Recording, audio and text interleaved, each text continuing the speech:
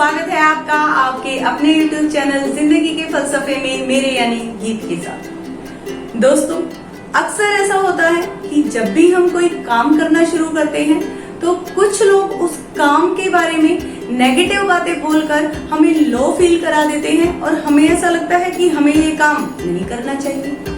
तो क्या हमें वो काम करना छोड़ देना चाहिए?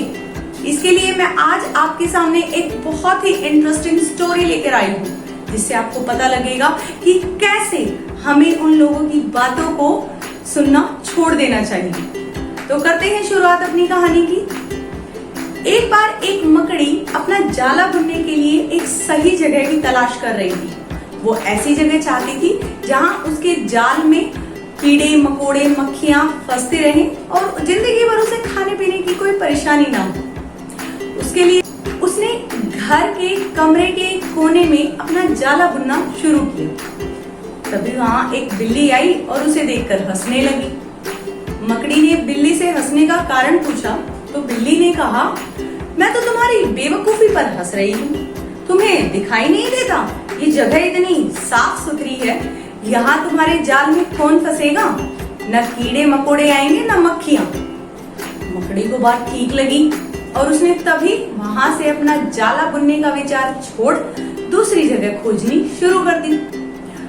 खोजने पर उसे घर के बरामदे में एक खिड़की दिखाई दी और उसने वहां अपना जाला बुनना शुरू किया। उसका जाला आधा बनकर तैयार ही हुआ था कि तभी वहां एक चिड़िया आई और चिड़िया उसे देखकर कहने लगी, ये तुम क्या कर रही हो?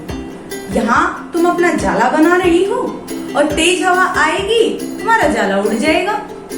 मकड़ी को बात ठीक लगी। मकड़ी ने तभी वहां से जाला बनाना छोड़कर दूसरी जगह खोजनी शुरू की। खोजते खोजते उसे घर में एक पुरानी अलमारी दिखाई दी। अलमारी का दरवाजा खुला हुआ था तो उसने उस दरवाजे में अपना जाला बुनना शुरू किया। तभी वहां एक कॉकरोच आया। कॉकरोच ने कहा, अरे मकड़ी, तुम ये क्या कर रही हो? यहाँ जाला बनाना शुरू किया है, ये तुम्हें दिखाई नहीं देता?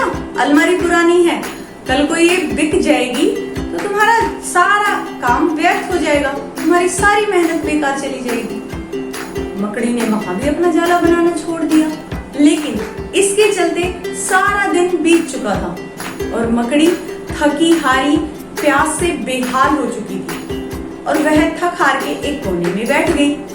तभी वहां एक चींटी आई। चींटी ने कहा, मैं तुम्हें सुबह से देख रही हूँ, तुम अपना जाला बुनना शुरू करती हो और फिर छोड़ देती हो।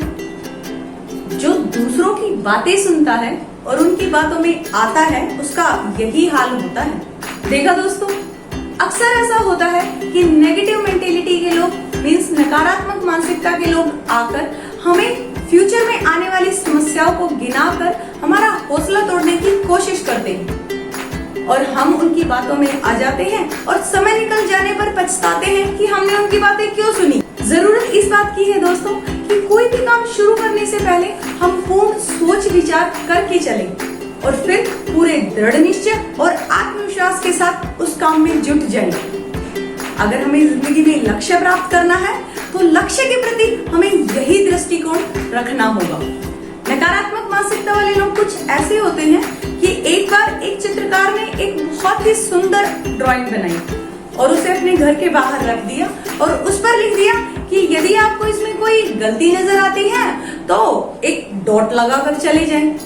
अगली सुबह जब उसने उठकर देखा तो उसकी तस्वीर पर बहुत सारे डॉट दिखाई दिए। चित्रकार बड़ा परेशान हुआ और दुखी हुआ।